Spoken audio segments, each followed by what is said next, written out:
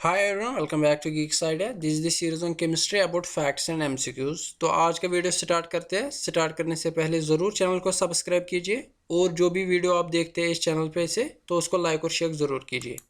तो आइए स्टार्ट करते हैं।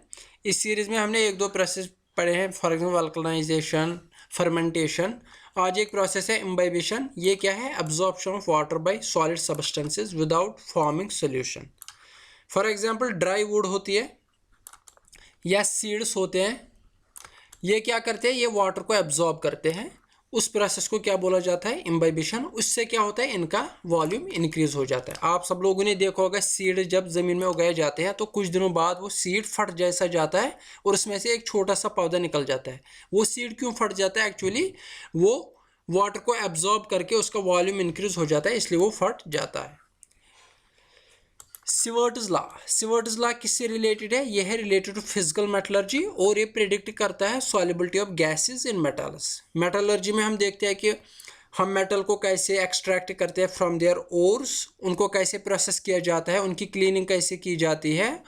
फॉर एग्जांपल हम कैसे स्टील बनाते हैं, वो भी आयन से बनाते हैं। तो वो सारी प्रोसेसिंग हम मेटलर्जी में देखते हैं। वहाँ पे एक प्रोसेस होती है कि हमें मेटल्स में गैसेस को सॉल्युबल बनाना होता है। उस सॉल्युबिलिटी को देखने के लिए सिवर्ट्स लॉ आता है।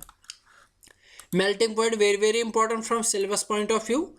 Melting point of pure substance हमेशा हायर होता है देन दैट सबस्टेंस जिसमें इम्प्योरिटी होती है। अगर कोई सबस्टेंस होगा वो प्योर होगा, उसमें कोई इम्प्योरिटी नहीं होगी, वो ज़्यादा मुश्किल है मेल्ट करना, यानी कि वो हाई टेम्परेचर पे मेल्ट होगा। अगर उसमें इम्प्योरिटीज़ ऐड करेंगे तो वो कम टेम्परेचर पे मेल्ट हो जाएगा। तो प्योर सबस्टेंस का मेल्टिंग पॉइंट हमेशा हायर होता है।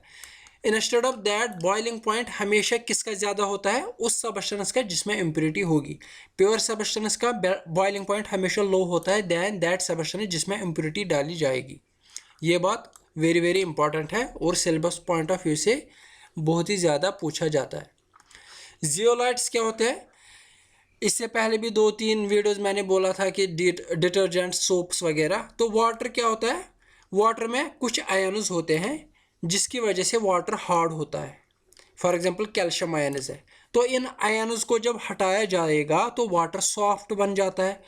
और वो कैसे हटाया जाएगा? उन चीज़ों को बोला जाता है जियोलाइट्स, जो इन आयन्स को वाटर में से हटा के वाटर को सॉफ्ट करते हैं, उनको बोला जाता है zeolites.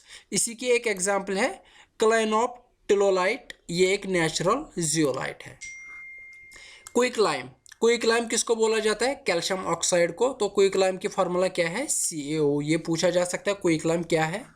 Main constituents of LPG very very important. इसमें क्या होता है? ब्यूटेन और प्रोपेन ज़्यादा होता है और मीथेन भी होता है, कम कंसंट्रेशन में होता है। नेचुरल गैस जो होता है उसमें मीथेन ज़्यादा होता है। लेकिन इससे रिलेटेड एक और क्वेश्चन बहुत ही ज़रूरी है। एलपीजी गैस सिलेंडर जो होते हैं, ये जो मीथेन, ब्यूटेन, प्रोपेन है, इनकी कोई स्मेल नहीं होती है।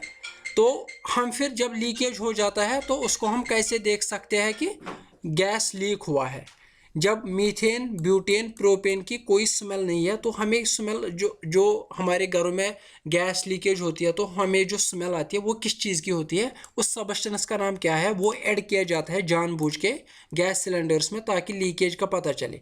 उस सबस्टेंस का नाम क्या है? आप ज़रूर कमेंट सेक्शन में बताइए।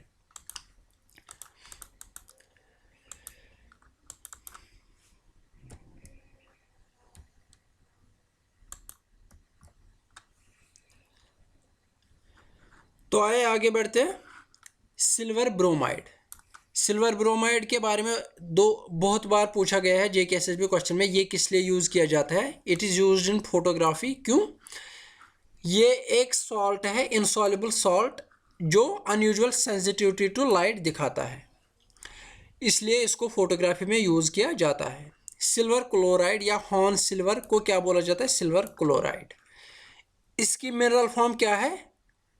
क्लोरार जायराइट इसकी मिनरल फॉर्म है, यानी कि सिल्वर क्लोराइड का और क्या है? क्लोरार जायराइट, ये मिनरल फॉर्म में ऐसे इसमें पाया जाता है। हैलाइट किसको बोलते हैं? जो सोडियम क्लोराइड है, घरों का कॉमन साल्ट होता है, उसको हैलाइट भी बोला जाता है। कभी कभार ये बोला जाएगा हैलाइट किस चीज़ का नाम है, तो कॉमन सॉल्ट।